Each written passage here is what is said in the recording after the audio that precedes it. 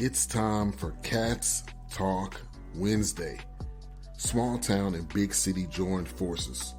Vinny Hardy of Lynch, Kentucky, and Terry Brown of Louisville, Kentucky, team up to give you free-flowing, laid-back sports talk. Focus on Kentucky Wildcats, as well as pertinent information in the NBA, NFL, and Major League Baseball. What is up, everybody? What is up? Welcome into Cats Talk Wednesday alongside Terry, Niner Gang Brown. This is Vinny Hardy, and I'm underdressed, and TV dressed to kill. I'm going to have to just close my camera and go try to change clothes or something for everybody tonight. TV, what's up, man? Not much. It's Denzel's birthday, or actually it's Denzel, as it's supposed to be, but Denzel's birthday, that's my dude.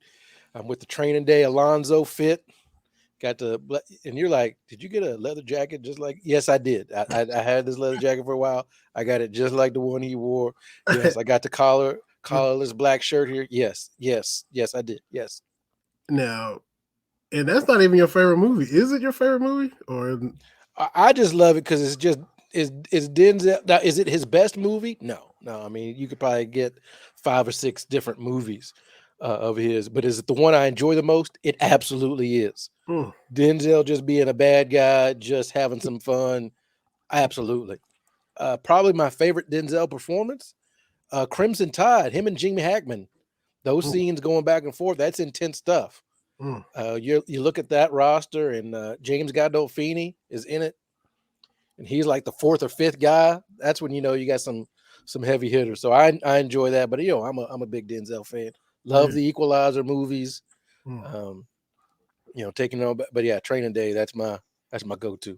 All right, yeah, I got the full fit. So everybody sees this on YouTube and Roku on BS3 Network. Y'all can see this fit we talking about. If you listen, pop on over to Roku and go ahead and watch, just so you can see tonight's fit. They got about 10 episodes on demand. This one plus about 9 other ones. Y'all can go and watch them on BS3 Network, Roku, and you can see the Terry TB Denzel fit. We coming with y'all another quick little pregame episode, another Wednesday, another Kentucky basketball game. It was the Fighting Redwood Juniors last week with FAMU coming through. And tonight, SEC play starts at 7. Kentucky's in Como to play Missouri.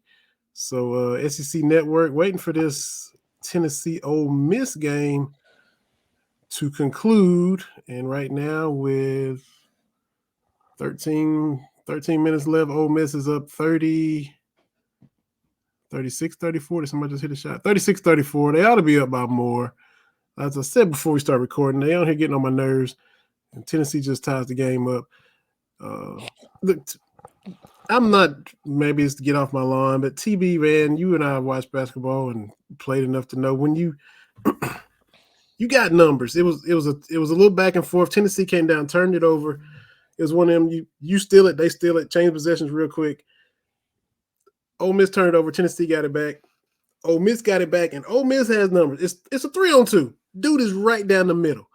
Like, give it up, and you're going to get it back. He tries to just dribble in and gets his pocket picked, and back comes Tennessee for a score.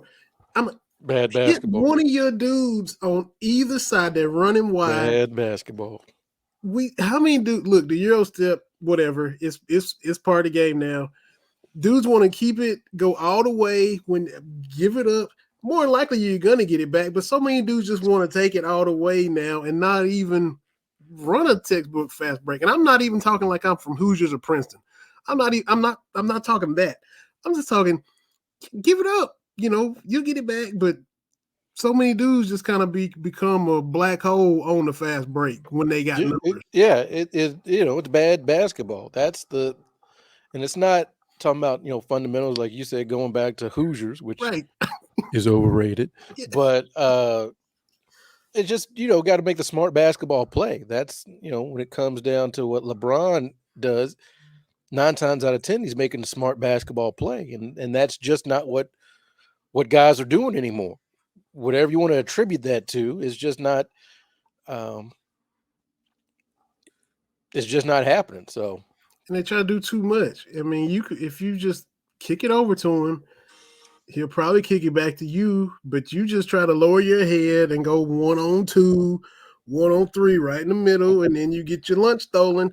You don't even get a foul, and they off and running. It's just only Clyde Drexler can dribble with his head down and dribble with one hand. In the 90s, Bob Cousy and them, the clip, you know what I'm talking about. Whenever, I'm sorry, it might have been one of those times Boston beat the Lakers for the umpteenth. Oh, they beat them a lot back in those days. So yeah, they were running out the clock, and dude was dribbling to his left with his right hand. The ball's just out there. You and I could steal that. Yes. In our day, in 1992, right now we go out. They just got the ball. It's like the left hand might as well have been cut off because they wasn't about to use it. Correct. But so, but that was. And I'm not trying to say who tried to say Bill Russell played with plumbers. I'm not trying to say that. I'm not trying to be JJ Redick, but that clip is kind of things evolve. But I've always said that the elite dudes can play in any era. Yes. So, yeah. Mike and Russell back when those big men dominated. You can put them anywhere. As Tennessee ties it up at 41, Ole Miss is going to get this game away. I can already see it. I'm hoping Tennessee would have started off conference play 0-1. Ole Miss going to fool around and choke. It's just you just feel it. But Cats and Como, we been a while since. It feels like it's been forever since they played the game. Boy. Yeah, I need these 2 games a week, going a week stretch and not being on the weekend. That really threw me off. Yeah. These holidays, I'm thrown off anyway, but I think the Cats will bounce back tonight. We saw some things in the FAMU game, different lineups, different motions, different things. Yep. I understand analytics is part of it, but when it comes to sports, particularly those that rely on flow, like football and basketball, it's really hard to be a numbers person based on that. And that is my frustration with some of the analytics and some of the numbers. I would take a good 2-point shot versus over a bad 3-point shot. Yep. And for me, shooting the 3-pointer is great. All right. What we've seen Steph and Clay do at Golden State, been phenomenal. However, and Steph he's on that short list. He's the outlier. But when you start ranking your top dudes, they're just bucket getters. And I refuse to live in a world where Michael Jordan's fadeaway, Kareem's skyhook, the dream shake from 12 to 15 feet is a bad shot. Yeah. I can't wrap my head around that. I just can't. LeBron is closing in on Kareem's points record. How you feel about that? I was going to ask you that. I'm fine. I mean, to me, I mean, yeah, it's great that Kareem has had that record for 30 years or whatever it's been. But you knew it was going to be broken, and it's one of those things. I've always said the most remarkable thing about LeBron is we haven't seen anybody be this good for this long. Because there was a clip I saw today of Moses Malone's last game in 1994 for the Spurs. Completely had forgotten about that. But most of those guys, it's like year 18, 19, 20. It's like, oh, yeah, that dude's still in the league. And LeBron, I know the Lakers, the record isn't what we want, but he's not just coasting. So it's completely feasible. He can keep this going until his kid is like, that is insane to me. Yeah.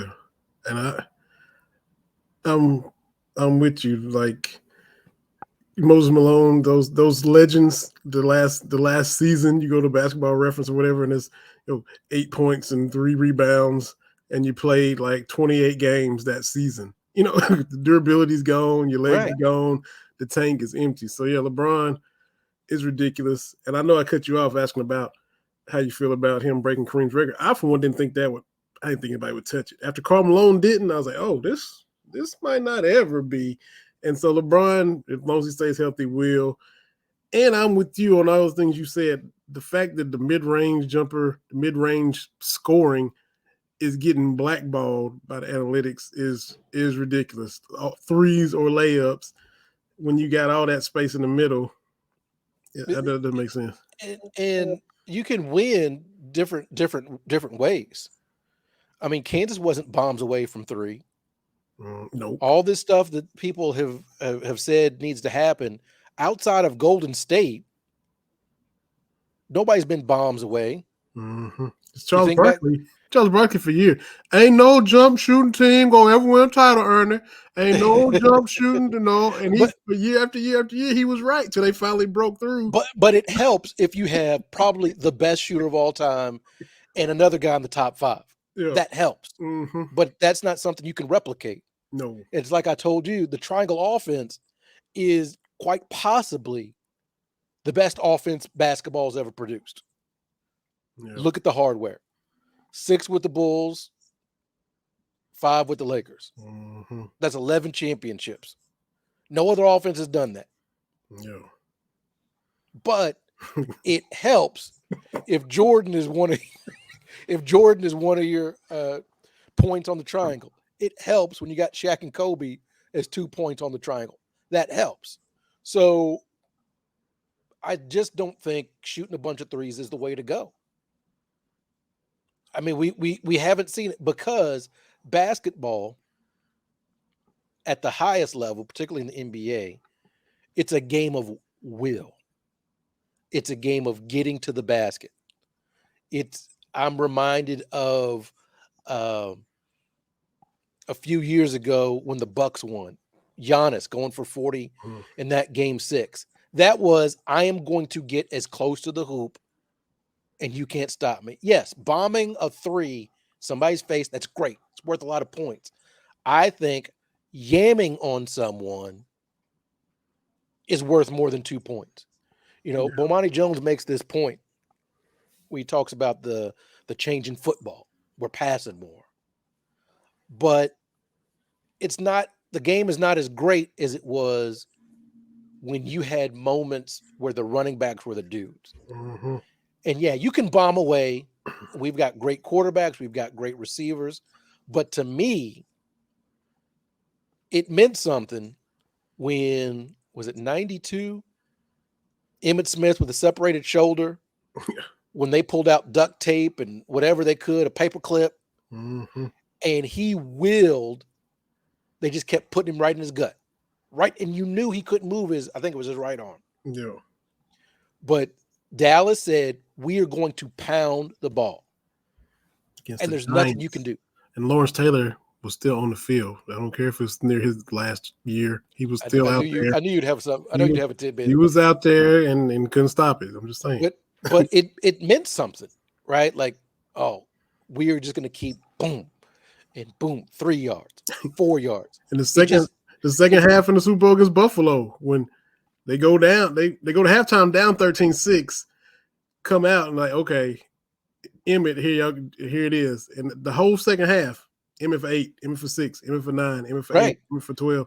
And they shut them out, beat them 30-13, and just ran it down Buffalo's throat for their 4th Super Bowl loss. And I love offense. Don't get me wrong. And the passing and all that kind of stuff, it looks great.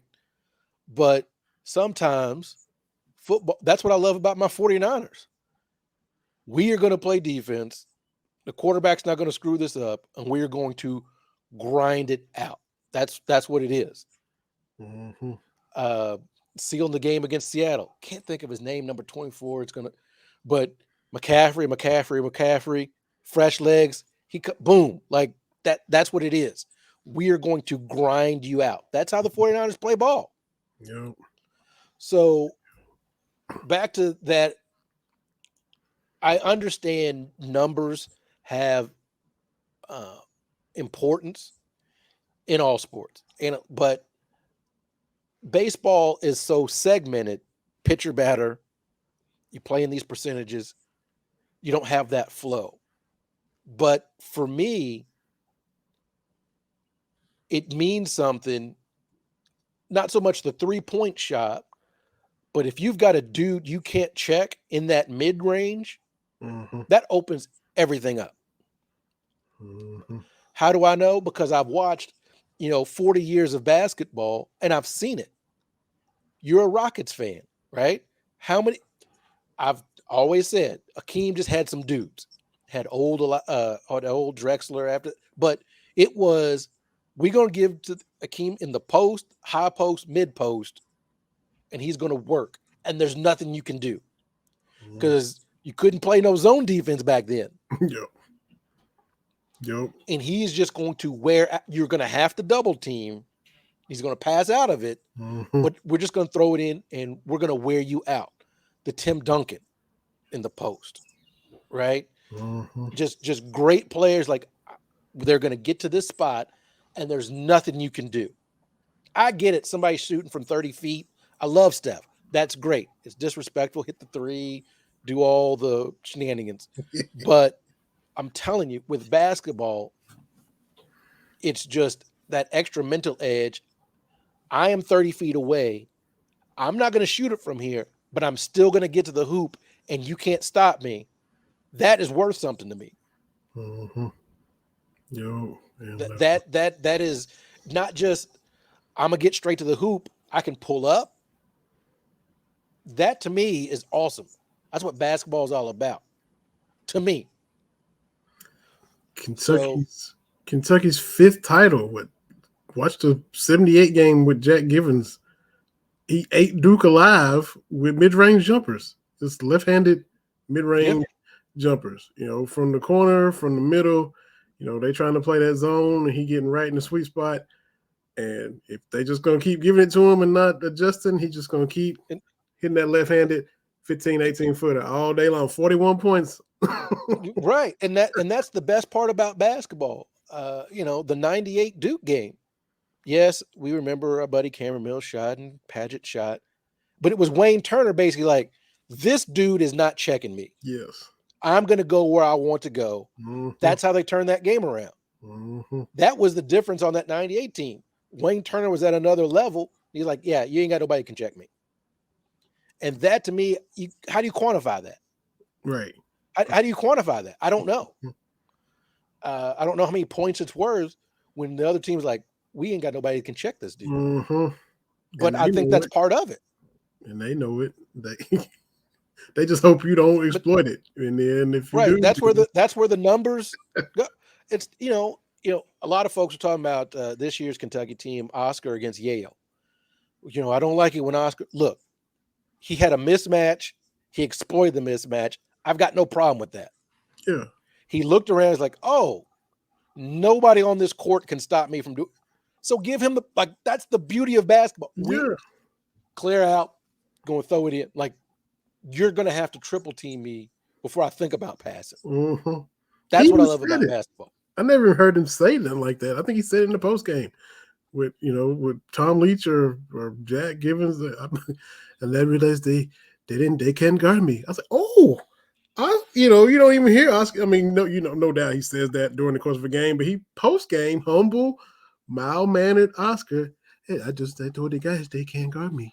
Right. So, for me, I'm okay with that kind of thing. That's the beauty of basketball. And again, I understand numbers.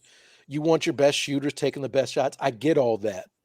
But so oftentimes basketball comes down to just gutting it out and getting the ball in the hoop however you can do it.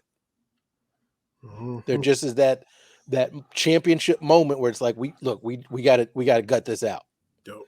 I think about times like the 96 Final Four semifinal against UMass.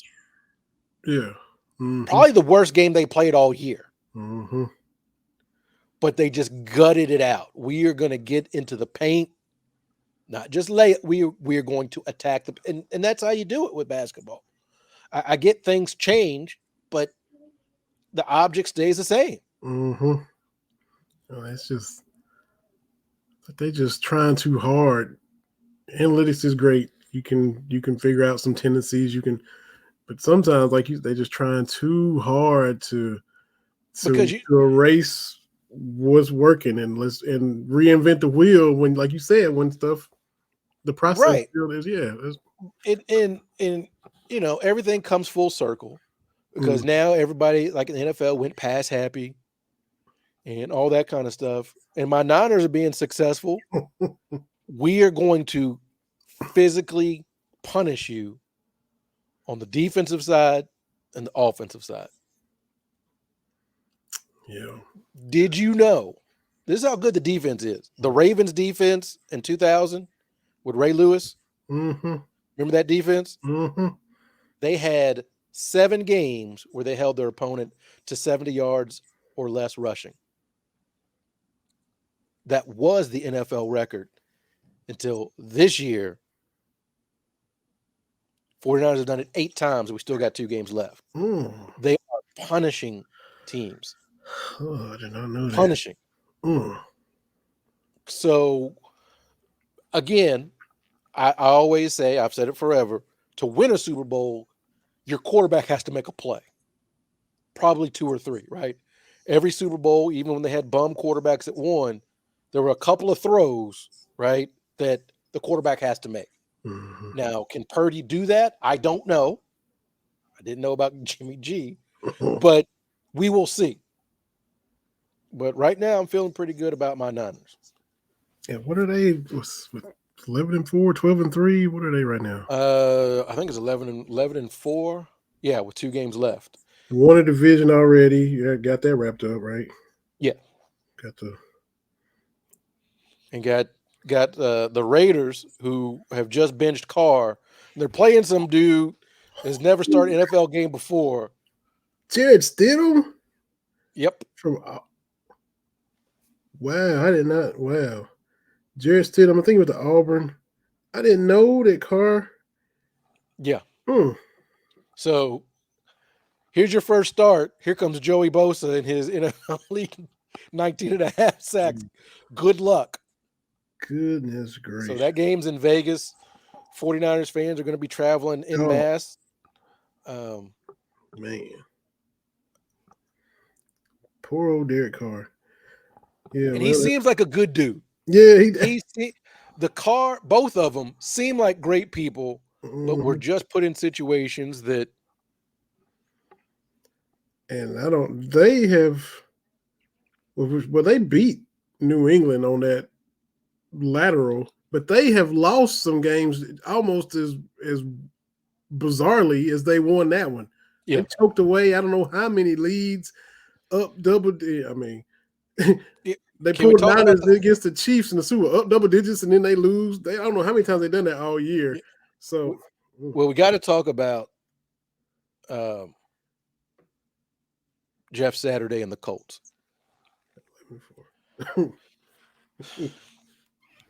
It was a stupid move when they brought him in, and a lot of folks said so. Bill Cowher was one of them, and a lot of people, blah blah blah. I said, they owe Bill Cowher an apology because his first game they beat the really objectively, not even bad, but just you don't know what you're getting with the Raiders. And since then, the Colts have been an embarrassment. From being up 33 points in the second half and losing to whatever it was against the Chargers the other day. Yeah. Yes. We owe Bill Cowher an apology because he was right. You can't just walk off the street, not having done this before, and do it. And the best thing since sliced bread, the Eagles only beat them by 1. I'm not sold on the Eagles either. The Eagles struggled like nobody's business against Jeff Saturday and the Colts, 17-16, and I think they had to rally. So I'm just, whatever that's worth, fly Eagles fly. I'm just saying. But for my money, nothing is really changed. The 49ers can go to the Super Bowl.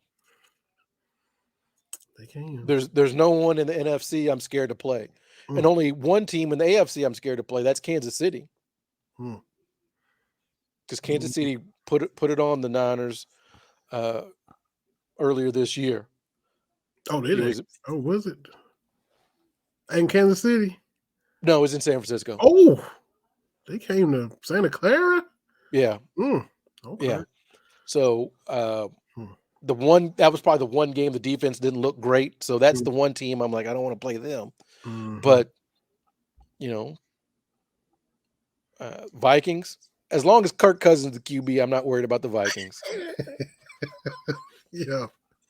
I'm not worried about the Eagles. Who's in the NFC South? That whoever wins that is going to be under 500. So I'm not worried about that. It's going to be like Seattle when they won y'all's division a few years ago. Yeah, that was bad. And they went on. But the funny thing about that is the year that Seattle won at 7-8-1. Yeah, I think it was. Yeah.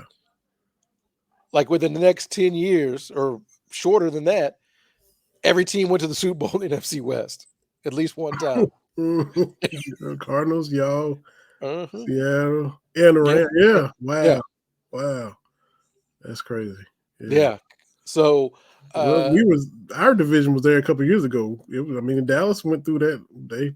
Dallas, Washington, everybody was terrible, and now everybody's got a winning record. So it comes in cycles, and as much as I brag about the NFC East historically and all that, we had our doo-doo phase.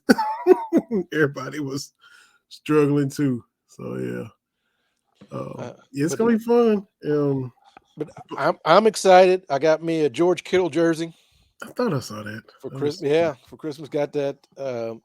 Seen you and Huff and Mike Jackson. I was trying not to see all that Niner stuff, but I saw it. Yeah. It's a big deal. It's a big deal. It's my first non-Jerry Rice 49ers jersey. I did not have. I got a Joe Montana football. Did not have any kind of jersey. It was a big deal. You got multiple Rice jerseys. You got red ones and white ones and all. I got the old school red one, and then I've got the one the year they went on that bazaar. They were garnet colored instead of red. That's my authentic one. Whatever, whatever. But I broke down. Got a George Kittle, so I'm excited. So no Montana, no Roger Craig, no Tom Rathman, no Charles Haley, no Merton Hanks, no Tina Turner, no Ronnie Lott, no Ken Norton Jr., nobody else but Jerry until just Kittle. I tell you, because Jerry was the only one early, and then since then, I was like, I really don't want a T.O. jersey. No Dana Stubblefield, Bryant Young. Look at me naming off all these Niners. Look at here. I thought about at one point Frank Gore, but love Frank Gore, but that's not a wow. That's not a wow, dude. Yeah. And Garrison Hurst. I thought Kaepernick. I was going to go that route, but then you get a Kaepernick jersey now. That's a conversation I don't want to have when I'm just trying to root for the dude on my team. So I'm glad I didn't pull the trigger on that one, because that's a thing, and I don't want to have a thing every time I'm wearing. I'm just wearing this, So so pull the trigger. It was between Debo and Kittle. So Debo may be next. We'll see. But honestly, this might be the first jersey I have of someone that is still playing since Jerry. Because most of the others, actually, I can't remember, when did I get my Kobe jersey? Because it's 24, but I can't remember. Was it his last year? 2016 he retired? Yeah. I can't remember. I think I got the Kobe one before he actually retired. But anyway, Kittle still got some years left, knock wood. So it's a big deal. It's a big deal. Speaking of Kittle, since you said you were in Iowa and got the Kittle, are Are the Iowa fans kind of wanting revenge? I mean, are they kind of in against Kentucky again? Are they like, For the hey, let's for the try bowl to keep it game, this time? Yeah. man, that I've seen kind of the Kentucky fans kind of be like, well, Iowa fans are like that too. I Mm, mean, there's a lot of people not playing. Nobody knows what to expect. mm-hmm. This is a matchup, and it's striking as much, I guess, furor or excitement last year. There's none of that this go round. Mm-hmm. So I don't know what's going to happen. So you watching the bowl game or the basketball game? Or Basketball, you basketball. watch? I'm Mm-hmm. watching basketball. I mean, I'm Mm-hmm. gonna keep track of the bowl game. Don't get me wrong, Yo. but basketball. So I'm hoping the Cats will take care of Missouri tonight, and then take care of Louisville this weekend. Exactly. And we got to backtrack too and congratulate Abby Steiner on winning the Bowerman for UK track, which was like the track version of the Heisman. She won that. I don't think we mentioned it last week. So congratulations to her on taking home that hardware for UK track and field. Yeah, and again, it just goes to the total health of the department as a whole. So, all in all, a good year. It's going to make voting for the Sportsman of the Year gonna make that a whole lot harder. Yeah. It's been a good year. 2022. Is that what year? Yeah. As we Mhm. come to a close, it's been good, from the Astros finally winning without an asterisk Yeah. to the Rams becoming a trivia question a few years from now. The Rams won a Super Bowl? For real? They joined that team. Kansas somehow getting it done. Yeah. Dawn Staley's USC. Everybody's arguing or yelling about the Cox, so good for them. And Mhm. just a it's a good sports year, I think. Yeah, definitely. So a lot of fun stuff. You got the Niner Nations excited. Cowboys fans excited. Still got to play a little more defense, but uh, we'll see what happens because they're in the mix. Yeah. Philly, maybe Philly gets home field, maybe they don't. But like you said, they aren't bulletproof. The NBA's heating up. But I'm not a Mavs or a Luka fan, but that 60-20, whatever triple double he had never been done. Got to give his props for that. That was impressive. We are probably living in the best time of the NBA ever, and no one really cares. We've got about 10 dudes that are must-see TV every night. Mm-hmm. Luka's on that list. Jokic is on that list. Steph, when he's on that list. Giannis. LeBron is still on that list. Like, we've never had it like this. Giannis. And Embiid when he's healthy, because he's showing out right now. So there's just dudes all over the place. Ja. Down in Memphis. And I'm man enough to admit, or whatever, what I remember the 80s and 90s basketball, there weren't a lot of great teams. Yeah. And so, and there's that video that circles around back when it was basketball. I enjoy not seeing dudes get clotheslined. Somebody getting close to 50, you knew somebody's going to punch him in the back of the head. Like, that's not basketball. I love that and the thing is, now everybody has to play basketball. You can't be in the NBA just because you're 6'10" and can throw hands. Like, right. There's no roster spot for you, Mm-hmm. because you got to have some semblance of skill. Mm-hmm. So I love this era, but nobody really cares. And the East was stronger back then. The Lakers ran the West. Everybody knows that. But you had Boston. What? The Bucks were solid, but never ever even made it to the finals. Right. Yeah, those Sidney Moncrief era Bucks were really, really good, man. Yeah, Detroit, Philly, Boston. What? I guess New York wasn't really doing nothing. Right. And then Chicago came, but So those New York, Philly, Boston, like you said, 3 teams, no great teams. LA, the Rockets jumped up in '86 that year with Sampson and Olajuwon. Denver scored a lot. We had Alex English and all those guys, but maybe it wasn't. But that's still. But people kind of use that to probably water down the '80s. But I don't really agree with that, even because the Lakers and Celtics were elite and they could play in any era. Yeah, even if they weren't a lot of great teams. I mean, the Celtics, Lakers every year was fantastic, whether you were a fan of both teams or not. Right. And the level of play across the board has just increased.